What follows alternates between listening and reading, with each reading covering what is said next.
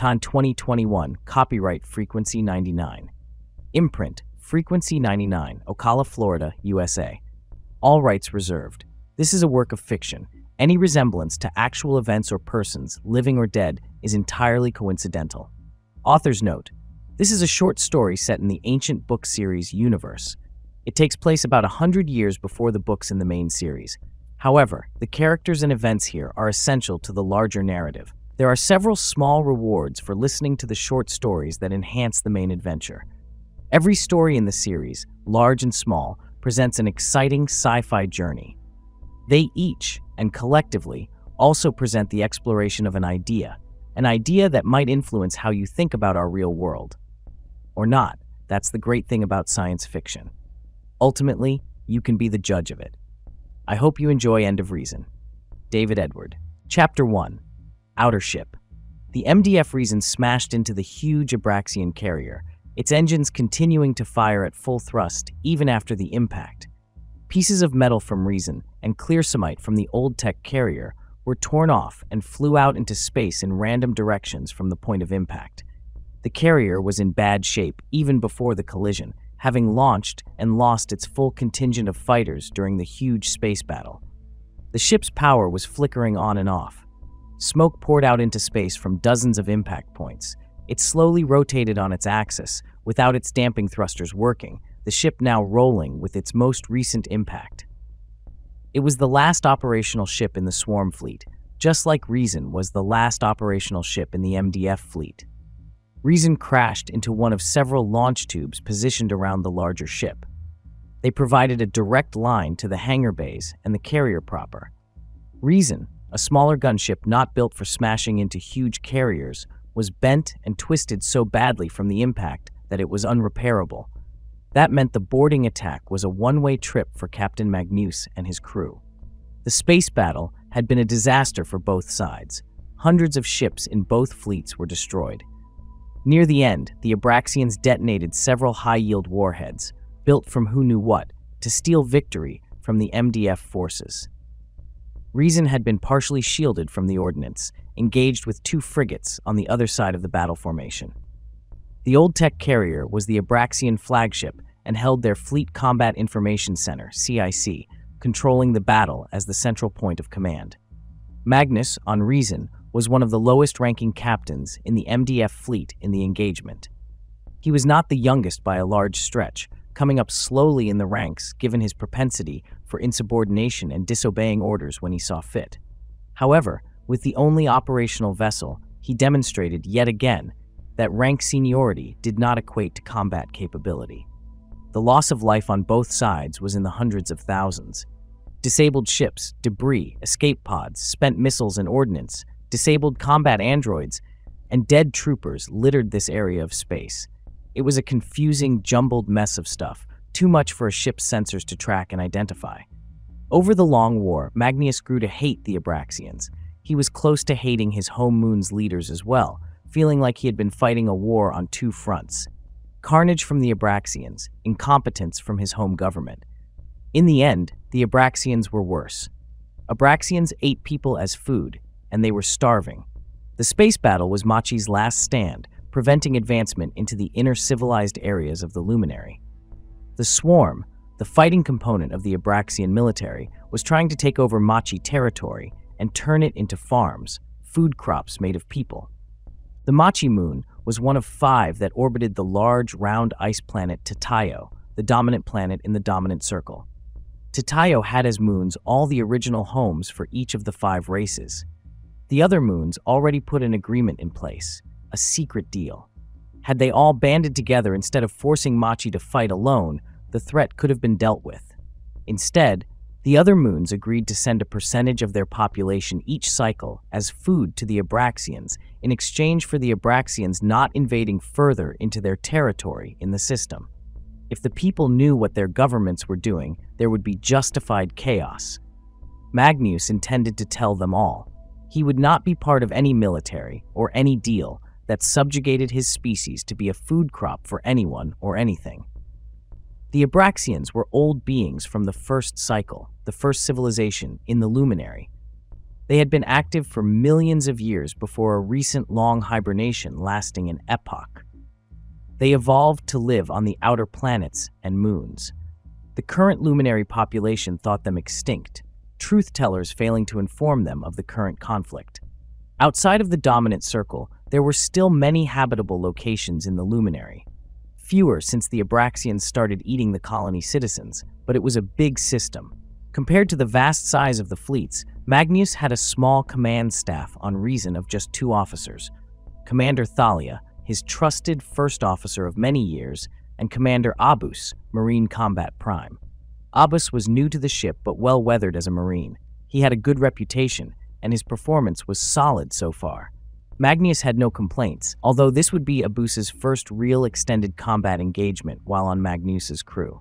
Thalia led Attack Team 1, Abus Attack Team 2. Each had a company of Space Marines totaling 60 soldiers between them. They were a small force on a big ship. There was no choice in the matter. They were civilization's last hope for freedom. Magnus was leading from the very front. As the ship's momentum stopped, he raced out of the forward, destroyed bulkhead, and into the hangar bay. Thalia and her team to his right, Abus and his team to his left. Commander Thalia. Magnus used the command channel, a peer-to-peer connection between the 3 leaders as they advanced. Any signals from the combat androids we launched? She answered quickly. No, sir. I assume they are all inoperable. Okay. Magnus was surveying the inside of the large hangar as the group carefully explored, ready for an engagement.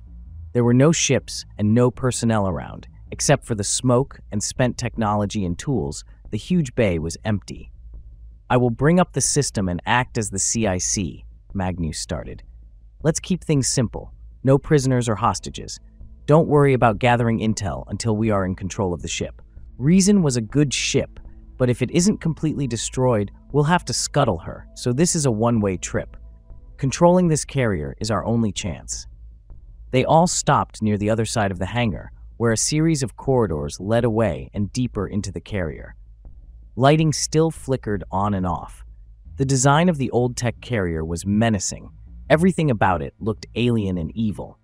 Even the bulkheads and recessed ventilation looked mean, like it was just waiting for the chance to cause harm. Commander Thalia, Magnus said as he was running scans down the hallways, have the rest of the crew empty reason and form a defensive position here in the hangar. When we gain control of this thing, we are going to need people to run it. Yes, sir, she said, relaying the order to those left on the damaged ship. She watched Magnus, a growing feeling of dread building in her gut. She knew what he was about to do and did not like it. Magnus made a motion for Thalia's team to head down one corridor and Abus's the other. Magnus planned on exploring a third, smaller corridor alone. Thalia's intuition was right. She spoke immediately. Sir, I would be more comfortable if you stayed with us. We are already an undersized boarding party. Thalia respected and idolized Magnus.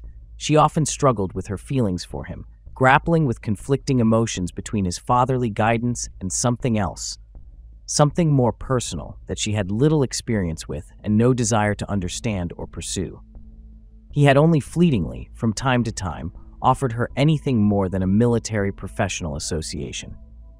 But every now and then, her thoughts snapped back to the here and now when he responded, Commander, we don't have time to have a staff meeting debating every order I give today, and ended the conversation. He was a gruff and demanding leader, fair to the crew, but there was no softness present in him. She grunted acceptance back and made a face. Abus was oblivious to any of the history between the two. Captain, can you please activate the CIC mapping coroutine? It will start to build a datagram of the ship from all of our sensors. Magnus nodded and activated the feature. Small maps blurred into clarity on the forward visor display for the officers and the Marines. On the maps, it showed the current individual's location in blue, all of the other personnel in green. There were notes and groupings that denoted squad associations and status. Enemies would show up in red. These positions were overlaid against what the system knew of the old tech ship, which would grow as it was more fully explored. The teams, while heading into separate compartments, would always have a visual indication of where each other was, down to the individual squad member.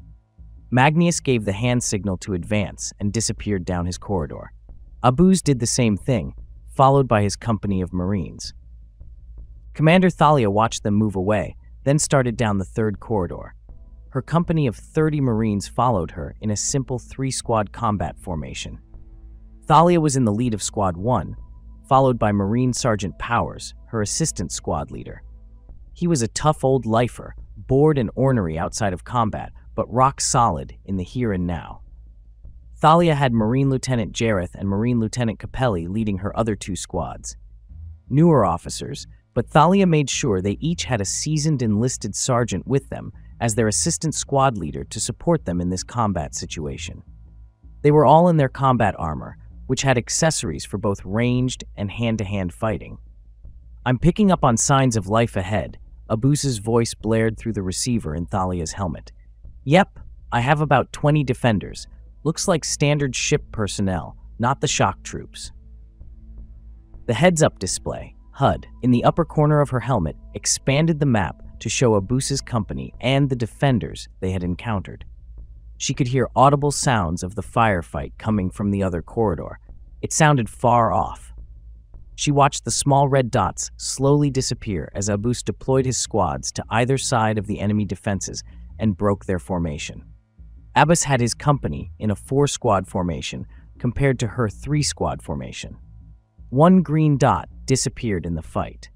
One of the troopers in Abus's company had been killed in the assault.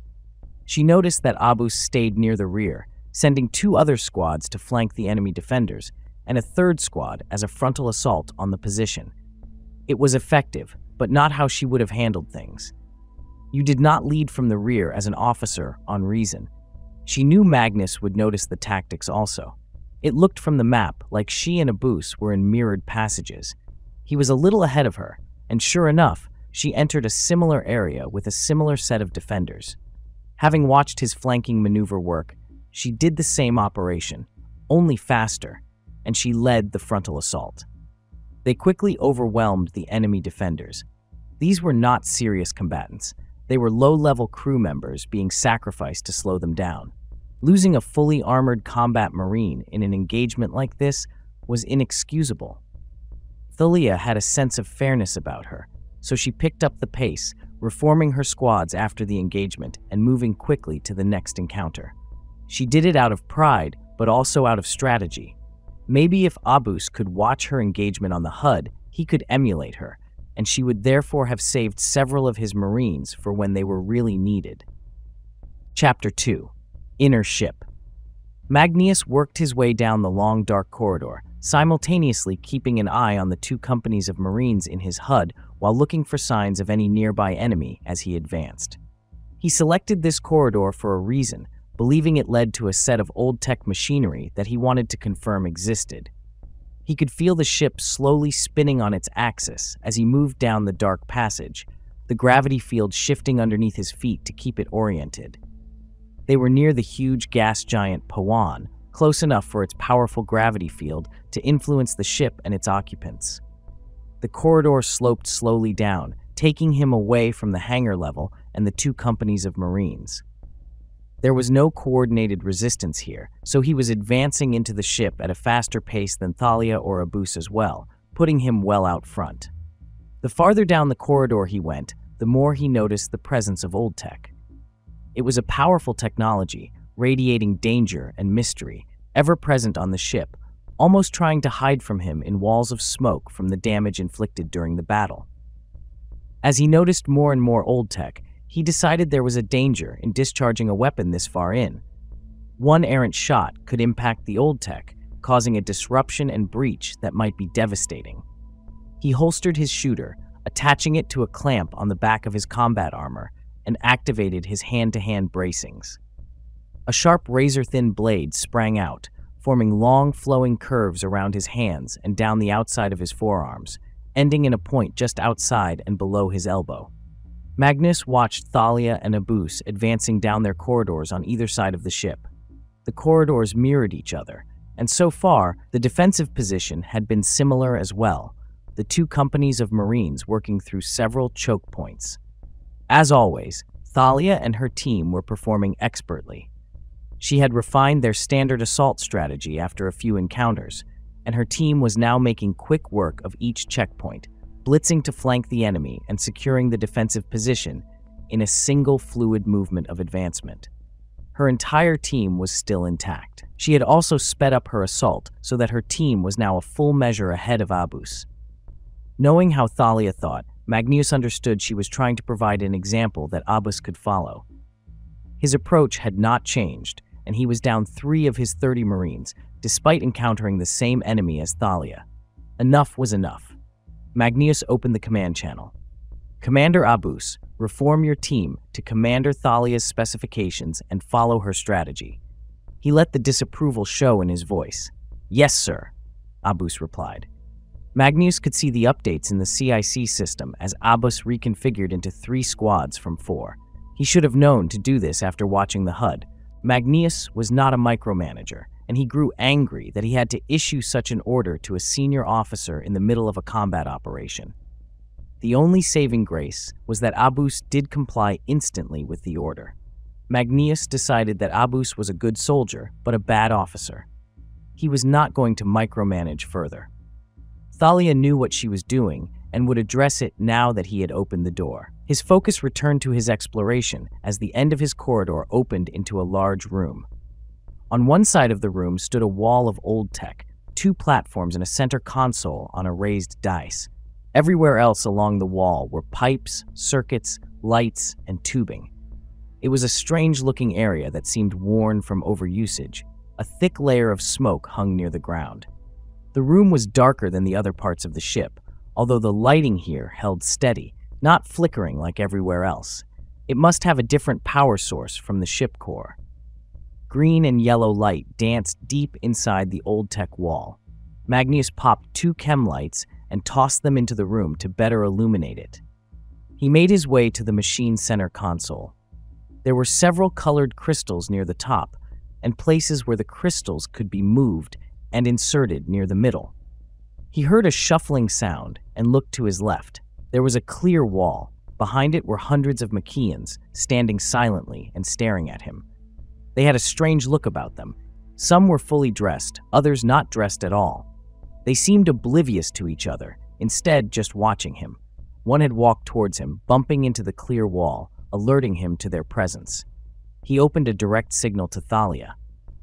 Commander, things just got complicated. We have a couple hundred Mashi captive in a holding facility at my location. Acknowledged, Captain. I'll direct a recovery team from the crew setting up in the hangar. Her voice chirped in then out as she switched over to a different frequency to issue the command. Magnius made a hand gesture, signaling to the prisoners to wait, and that help was on the way. He did not want to engage with the captives, as he had too much to do. It was odd, though, as they all just continued to stare at him while none acknowledged his communication. He reopened the signal. Commander, tell the rescue team to include some medical staff. I am not sure, but the captives seem stunned and unresponsive even though they are awake. Acknowledged. Thalia's voice came and went again. Magnius walked over to the glass wall, getting close to the prisoner that had moved forward. They stood in silence, looking at each other. Hundreds of blank stares showed no sign of recognition. Suddenly, Abus's voice slammed through the headset, startling even Magnius for just a moment, breaking the silence and taking his focus off the captives. We're under heavy assault, Abus was yelling.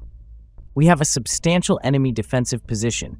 They must have been tracking us as they have flanked us, and we are now pinned down. Magnius could hear the sounds of battle in the feed, and Abus's voice was stricken with panic. Chapter 3. Field Promotion.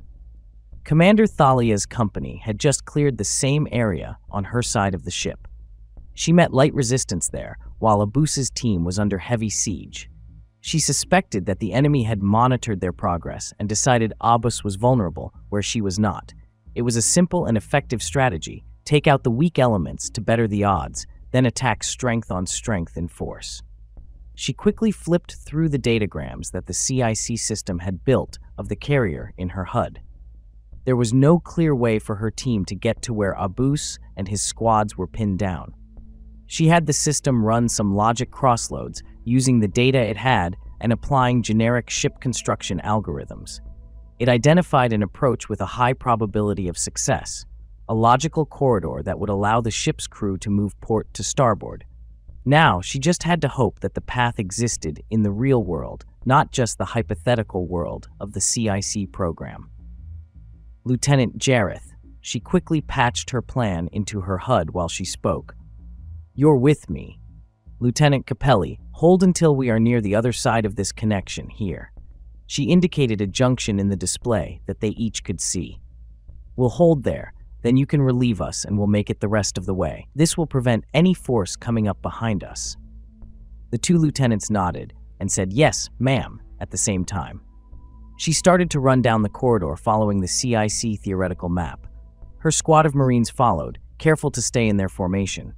While she ran, she opened a private frequency to Sergeant Powers. "Sergeant, have you been watching the feed from Abuse?" She did not use Abbas's rank, which she would have with an enlisted non-com under normal circumstances. Powers responded after just a moment's thought.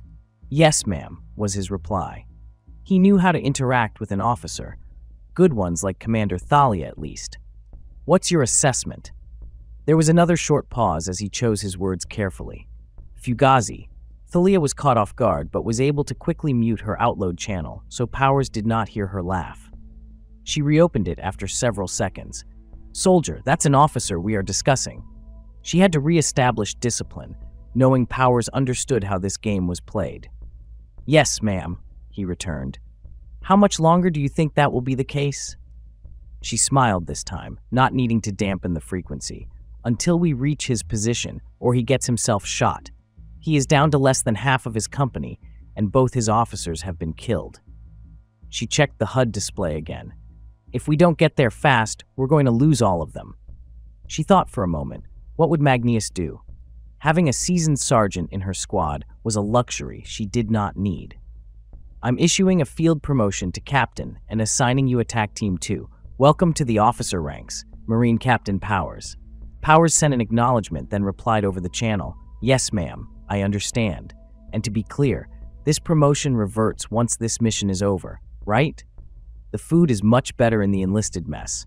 I can't live on that proteinless plant food you officers eat. If we survive this, I'll personally court-martial you all the way back down to private if that makes you feel better. Give me a second to alert Abuse." There was a short pause. "All right, Captain, your company is Fugazi, and you're here with me discussing the dinner menu instead of doing your job. Dismissed." She watched her HUD, and almost instantly, the green dots representing Combat Team 2 reformed into two lines, bringing crossfire against the larger enemy force. Red dots started blinking out as the improved fields of fire stabilized the situation. She could see Powers yelling orders and switching frequencies, probably talking individually to each soldier to provide them encouragement and give them specific instructions. They reached the intersection. So far, the CIC had been correct in its prediction of the ship design. "Lieutenant Capelli, we're at the intersection. Please relieve us. Double time." The green dots on the HUD representing her third squad started swiftly moving up the corridor from behind them. Chapter 4: Firefight. Commander Thalia and her two squads burst into the large chamber from a side passage. They knew exactly what they were in for. The CIC display showed the layout of the chamber and the position of the combatants. Newly promoted Captain Powers wasted no time and sprinted across the area, drawing enemy fire as he ran. He knew that a company commander led their company from the front, not the other side of the room. The enemy swarm troops had what was left of Combat Team 2 pinned down. Powers had the Marines in two groups, one under cover behind equipment on the far wall, the other behind similar equipment on an adjoining wall. The two formations made a rough L shape, which allowed either group to cover the flank of the other. It was quick thinking on his part, hard-won experience, no doubt. Thalia's entrance was in a good location on the opposite corner of the large chamber. It meant she came in on the opposite flank of the swarm troops, giving them a third front to worry about. The swarm was being reinforced from an entrance behind their main formation. There were hundreds of them, so this was probably the primary engagement. In her HUD, she saw that Powers had put Abuse in command of his second team. Another smart move. While Abbas had struggled under the pressure of leading the boarding engagement, he had demonstrated an ability to follow orders. That ability, in and of itself, was a valuable commodity. There were hundreds of swarm troops dead in the chamber also. Abbas had struggled, but he was not completely ineffective. The swarm was Abraxians, tall and skinny with hard-to-see details. It was almost as if they existed mostly in this reality, but also slightly in another. They wore black combat armor, and no physical features were visible from their plating. It took several near-simultaneous direct hits from the MDF firearms to penetrate the armor's shielding, then a second volley to cause the soldier any damage. The precise targeting needed to repeat itself several times in a row in the same spot to slay one of them. Thalia instantly noticed this and gave her company a command. "Switch to hand and follow me. Now!" she ordered as she activated her bracings and sprinted forward. A rush of adrenaline had her. She yelled through her comms to Powers, "Keep your formation intact and keep the pressure on them. You have them in enough of a crossfire to keep this interesting. Tell your troopers to let the HUD assist in aiming. We're heading in, and I don't need any casualties from friendly fire." "Acknowledged," Powers replied calmly. The Marines from Reason had drilled almost daily with Thalia. The infantry charge was something they knew how to do without thinking. As Thalia led the offensive, rushing forward as fast as she could run, her squad formed around her into an echelon. There were 3 Marines trailing her slightly to her left and 6 to her right. The second squad, led by Lieutenant Jareth, swung out in a mirror echelon formation, with the brunt of the echelon to Jareth's left, not right. Thalia picked a swarm trooper deep in the middle of the enemy mass. A rookie mistake in an infantry charge was to select a target on the edges of the enemy formation. This just jammed things up and allowed a defensive perimeter to be established. By smashing deep into the enemy, their ranks often quickly became disorganized, and they sometimes panicked. The swarm soldiers were otherworldly, but they were not robots. Their morale could break just like any other biological. Thalia and her 20 Marines crashed into the larger force. Several of the swarm troopers saw the charge in time, and they switched to their hand-to-hand swords. Others fired at the attacking echelons, but none landed a direct hit. The HUD display showed the overview, a small group of well-organized green dots plowing into the large, unorganized group of red dots, slowly making their way into the center of the group, red dots blinking out as the echelons advanced. Thalia was an expert in hand-to-hand fighting. She trained every day with the arm attachments and had years of practical experience. She spun and moved through the defender, aiming and slicing at joints in the armor. She used one hand to block an attack, only to roll with the momentum of the swing to come around the other side and strike down, severing limbs as she moved forward. The Marines with her were effective but not as elegant. She led the teams to the rear of the enemy formation, pushing swarm troops forward into the field of fire of Combat Team 2. It was an effective strategy. The tide of battle had turned. Suddenly, a blaring horn sounded. The noise was so loud the foundations of the chamber shook. The swarm soldiers stopped fighting and fell to the ground, surrendering. Thalia continued to press the attack, opening a channel to both combat teams. "We're keeping this simple and not doing prisoners today. Finish them all off. If they won't fight back, all the better." Her Marines and Powers' teams both continued the attack, even if it meant striking and killing swarm soldiers on the ground who were not defending themselves. The behavior was bizarre. The blaring horn sounded again. This time, the vibrations after the sound ended took on a rhythmic tempo. Thalia realized it was the floor shaking. Something approached from the corridor the swarm had been using for reinforcements. "Fall back," she yelled into the company-wide comm network, realizing too late the enemy strategy to keep her forces close to the opening and her falling for it. She made frantic arm motions to her soldiers to move to Combat Team 2's positions and consolidated the remaining fighting force while keeping the L-shaped field of fire. Suddenly, a giant machine emerged from the corridor. It was old tech, but even more menacing than the standard old tech they had run into so far. The machine walked on 2 legs and was about twice the height of a normal person. It had a series of projectile shooters along a ridge on its front and 2 arm-like appendages with spinning Vorpal blades, thick curved twin propellers that could be angled up and down or side to side. The machine was fast, which was not expected from its appearance. There might have been a swarm soldier inside piloting it, but it was hard to tell. It appeared that there was a one-way clear plate that someone on the inside would be able to see out of. Maybe a vulnerability.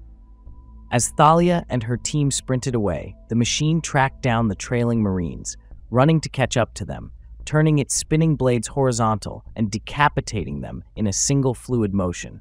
Where the MDF forces had been brutal, this new war tech was a nightmare, decapitating and splitting soldiers in two with seemingly no effort.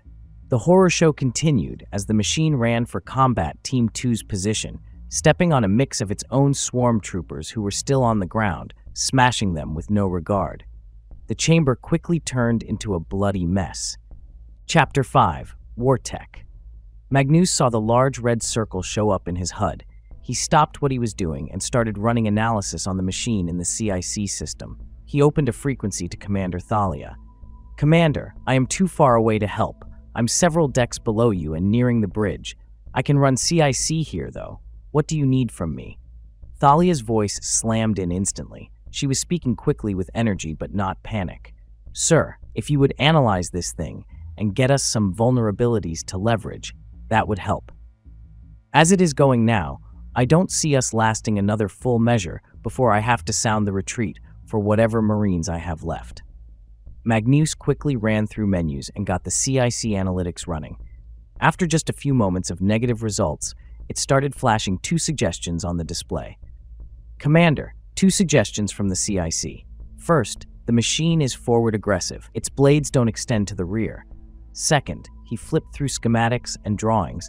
Since it is using bipedal movement, disabling any of the synovial tech in either leg should immobilize it." The CIC display cleared and started flashing green. Magnus snorted. It was so obvious. "Okay, just got another crossload. The ceiling is pretty high in there. You should be able to get above the thing's reach using your flight belts." Back in the room, Thalia made the same frustrated noise Magnus just had. They had missed a simple solution: get above the machine and out of its way. She gave the order, and the 20 remaining Marines in the room each activated their belts, collectively rising in the air using the magnetic anti-gravity. The machine extended its arms straight up but missed the soldiers as they quickly rose. There was plenty of headroom. The machine was chasing the last trooper when the Marines jointly opened fire, concentrating at the point where a bio should be seated on the inside. Within moments, they penetrated the heavy armor plating. The spinning blades came down, and it started to move back to the corridor entrance it came through. But it was not fast enough.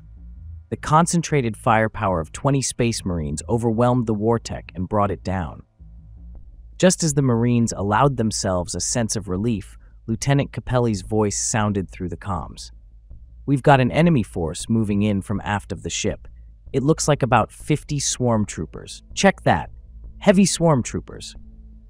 Thalia instantly returned. "Lieutenant, fall back to our position here. We'll put together a reception for them." She opened a channel to the Marines in the chamber while going through menus in her HUD. "Everyone, get ready. We have another wave coming. I'm lowering the stim threshold. Anyone feeling fatigued, feel free to use it." The stim hit her quickly. She was in top physical condition, but the prior hand-to-hand engagement had winded her. The stim would flood her system with adrenaline and chemicals to help her keep her energy high. "Captain Powers, you are now my third squad." Thalia quickly updated the CIC, reorganizing her combat team into a full company of 30 Marines, removing Combat Team 2 from the system. They were down 50% from their initial assault configuration. Magnus's voice rang in on a private channel in her headset. "Commander, I've taken the bridge, and I have access to the ship's CIC. The group heading your way is the last of their reserves. I've disabled their central system, so they've lost target discrimination. They're effectively blind beyond their local combat armor HUD." "Excellent, sir," Thalia responded, hurriedly changing her strategy for the engagement. She placed Powers' squad up in the air over the entrance using the belt flight units. They would not be visible to the approaching enemy until they were fully in the chamber. She placed half of her Marines on one side of the entrance, half on the other, maintaining their hand-to-hand configuration. Powers' squad would attack with shooters from above, she and her Marines hand-to-hand from both sides. Thalia patched into her feed. "Lieutenant Capelli, when you hit the chamber, keep moving. About halfway into the room is the destroyed Wartech. Get to it and use it as cover. As soon as you get in position, start a full fire return. It's dope on a rope time." Capelli did not have time to reply. She burst into the room, running with her squad right as Thalia finished sending the instructions. As ordered, Capelli kept her team moving fast, making a line for the downed Wartech. Thalia let the enemy heavy troopers chase after them until the full contingent was in the chamber. She patched all the Marines that fire support and targeting to run through the CIC system. This allowed them to target and attack in a completely coordinated fashion. It would take a lot of concentrated fire to get through the heavy swarm armor. Initially, things went well. The coordinated targeting and Marine placement surprised and overwhelmed the heavy swarm troops. However, these were not the lowly support personnel that they had initially fought. The local swarm commander quickly adapted to the situation, identifying the threat targets and changing his unit's configuration on the fly. The swarm changed its advance and sprinted to the far wall.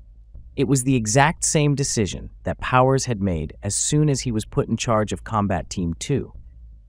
The only difference was that now there was the huge downed Wartech machine in the center of the room that could provide additional cover. It was turning into a numbers game, just like the space battle had. The MDF Marines and the heavy swarm troopers were evenly matched. Where any type of strategy could be implemented, Thalia was out of clever options. She could use the downed Wartech as cover, but with neither group having enough heavy ordnance to destroy the other's cover, that would just prolong things. She was down half of her original contingent, and she knew there were no reserves anywhere. The only real option left was to charge and bring the combat into close quarters, where she could make a difference with her arm bracings. She gave the order to charge with Lieutenant Capelli, providing suppressing fire from her current position behind the Wartech. Captain Powers, your team is with me. Switch to hand. We're doing this the old-fashioned way. Lieutenant Capelli, keep using the CIC system to coordinate your fire. Give us as much suppression as you can. We're going to end this now." Thalia sprinted forward, her squad immediately forming the echelons again, as was their training. She ran as fast as she could towards the now dug-in swarm. She was surprised when Powers' Marines flew past her over her head. It was a brilliant move. He was using the acceleration from the flight belts to build up momentum, moving faster than a person could run. She could see his Marines had their hand-to-hand configuration, and they all collectively slammed into the equipment that was providing cover for the swarm. Between that and the suppressive fire, the quick strategy worked well. By the time Thalia and her team were in close combat range, the swarm ranks had been broken. She adapted quickly, again giving an easy order to her team: break ranks and take out targets of opportunity. With her squad taking the initiative, Powers' team performed well-coordinated attacks, and with the suppressive field of fire from Lieutenant Capelli's group, the remaining swarm was defeated with no other MDF losses. Chapter 6. No Going Back. Magnius and his crew spent the next several hours searching the ship, finding small pockets of remaining swarm and Abraxians. Near the end of the sweeps, once he felt confident there were no more major surprises, he gave orders to start capturing instead of killing the enemy. Eventually, Commander Thalia and Marine Captain Powers made their way to the bridge to meet with Magnius. The bridge of the carrier was a combination of old tech and new tech, which was a surprise. Apparently, the ship had been retrofitted with some modern upgrades. It looked mostly like communications arrays and modern computer network interfaces. The bridge itself was large with usable workstations. The Abraxians were taller and thinner than Machians, but not so much so that the core aesthetics of the workstations were significantly different or unusable. There was a ready room off the main bridge that Magnius had converted into his office for private conversations he did not want to have on the bridge. Currently, he, Thalia, and Powers sat around a large table reviewing the various reports coming in from the rest of the crew as they started to acclimate to how to perform their role on the foreign ship. After basic inventories and personnel status updates were completed, Magnus turned the conversation to more strategic matters, feeling out Thalia and Powers on a new strategy. He was dancing around something instead of being direct, which was not his normal nature. Commander Thalia and Marine Captain Powers, I would like to hear your thoughts on our next steps. Thalia, senior in rank, spoke first. I think it is pretty straightforward, sir, she said. We stabilize the carrier, perform all the repairs we can, start pulling in escape pods from the other MDF ships, and then get the carrier back to Mashi. We know this swarm fleet was just one of several they have in the outer system. Machi will need to call in all its reserves and, I suspect, form a defensive perimeter around the moon. Magnus nodded, more an indication that he had heard her than an agreement with the plan she had laid out. What do you think, Marine Captain Powers? The Marine Corps had some different names for their ranks than the fleet did. In the fleet, a captain ran a ship. In the Marines, it was equivalent to the fleet rank of lieutenant. Powers looked uncomfortable. He was just the smallest bit fidgety, but experienced enough and disciplined enough to mostly not show it. I agree with the commander, sir. Magnus watched Powers for a few moments, then said, Captain, do you have somewhere else you need to be? Powers' instincts were to immediately answer with a no, sir, and stand to attention.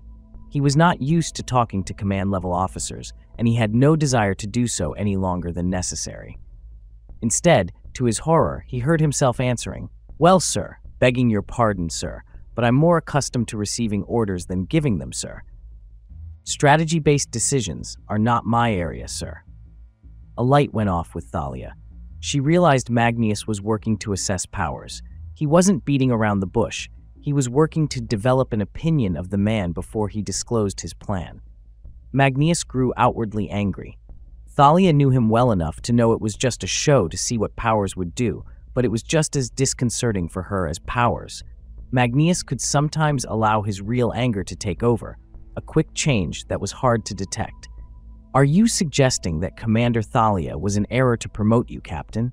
Magnus asked Powers with a gruff and angry presentation, suggesting there was only one acceptable answer. Powers allowed his own anger to flare for a moment, not so much as to be insubordinate, but just enough to show that he was not all bark and no bite. I'm not suggesting anything, sir. I'm a lifer and have been on more combat missions than anyone in this room. But that doesn't mean we can wave a magic wand and pretend I graduated from the Officers' Academy as valedictorian after a day in grade. There was a short pause, then Powers added, Sir. Magnus was impossible to read for a few moments. Thalia started to get concerned that he was going to light Powers up, but then suddenly he relaxed and leaned back in his chair, a genuine smile across his face. Very good, Captain. Noted. However, you are now at the adults' table. No more off-duty time on an enlisted vacation. Your field promotion is permanent. You are now my Marine Combat Prime. Hopefully, you can control yourself now that you are out of daycare. Powers looked miserable. Not beaten, just allowing the realization to cross his face that the cushy position he had worked his whole life to carve out had just been taken away. Yes, it was a good opportunity, and being Combat Prime had its perks. But he knew he had a lot of catching up to do to get comfortable sitting at this table. After another moment, Magnus spoke again. Commander Thalia, I agree with some of your suggestions. We need to stabilize the carrier and get it repaired to a point where we can fly her. I also want you to pull in as many of the combat androids in local space as you can find, even if they are damaged beyond repair. We can use their parts to rebuild the fighting force. There are hundreds of them out there. It shouldn't be a problem. Also, pull in whatever MDF ships you can. Same instructions. This is a big carrier. We should be able to salvage a lot of the fleet. The aft bays are large enough for gunships and destroyers. We're not hurting for room. For the MDF escape pods, I want you to scan each one and let me know what personnel are present. Don't do anything else with them, including communications. Once I know who we have, I'll let you know which ones to bring onto the ship. Thalia interrupted. Sir, shouldn't we simply pull in any MDF escape pod with signs of life? Magnus was not upset, as he might have been if interrupted on another topic. He had been expecting the question, as, indeed, his orders here could seem strange. "Commander, let me issue the rest of my orders, then I think everything will make sense. Once we have the list of personnel, we'll save the ones I identify. The rest will leave here to be saved by a later team." Thalia made a face, suggesting she didn't understand, but of course would follow orders. Powers simply listened, no outward signs of agreement or disagreement present. Magnus continued, "For the swarm pods, destroy any that show signs of life." He concluded by standing up. He walked over to a port view where he could see out into space. The area was littered with debris.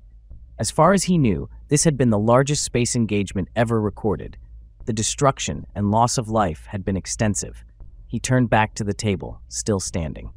"Powers, get a team going through this ship. Pull out anything we don't need and jettison it. Inventory their war tech. We'll decide what to keep and what to get rid of later. Leave the old tech machine near the captives I found intact. Do not mess with it." Powers replied, "Yes, sir." Thalia followed with, "Yes, sir. By the way, sir, the crew has been working on the hatch to the prisoners you found. They are having trouble getting it open. It is exceptionally odd. There seems to be a release on the inside of the compartment, but no amount of gesturing or communication is able to get anyone in the room to simply walk over to it and pull it. We can come back to that in a moment, Commander." Still standing, Magnus put both hands on the table and leaned forward, a spark in his eye. "Now, the interesting part of the plan. We are not going back to Maki." He paused, wanting to observe their reaction.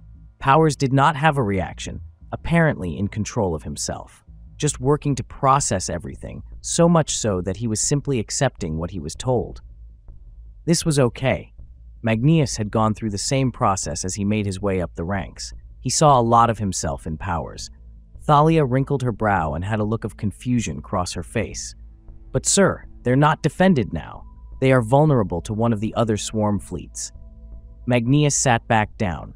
"There is something you don't know. If this battle were lost, our Mashi government is ready to make a deal, like all the other moons did." Uncharacteristically, Powers responded quickly. "Sir, we didn't lose. We're sitting here on their flagship. We control it, and there is no swarm left." Magnus nodded, a knowing and weary gesture. "Marine Captain, you are correct, but it is a difference without a distinction. The MDF fleet is destroyed, and no other moon is going to come to our aid. Mashi has enough ships to marshal a weak defensive stand if they recall all of them. But it isn't enough, and there isn't anything meaningful we can do. Yes, we could fly this carrier back to Mashi, but even if we arrived there in time, they would simply relieve me of its command and hand it back over to the Abraxians as a show of goodwill in their surrender. The good news is that we'll be able to salvage enough from the debris and wreckage here to create a formidable fighting force. The bad news is that it will take us months to make the repairs and more time to refit the ships we can recover." Thalia interjected, "That's why you want to know who is in the escape pods before we bring them on board. You want people you can trust. We're not going back to Mashi. We are going to hold up somewhere and rebuild the fleet." Magnus looked at her, being honest when he said, "I also don't want any pencil-pushing bonehead officer who thinks they outrank me brought back. We have a good crew, but this is going to be a lot to swallow. It is best that they not be confused as to who is in charge." The three sat in silence for a few moments, and then Powers spoke up. "I can help with the crew. As we just discussed, I know how they think. I am still one of them for all intents and purposes, close enough to my promotion to still hold sway in the rank and file.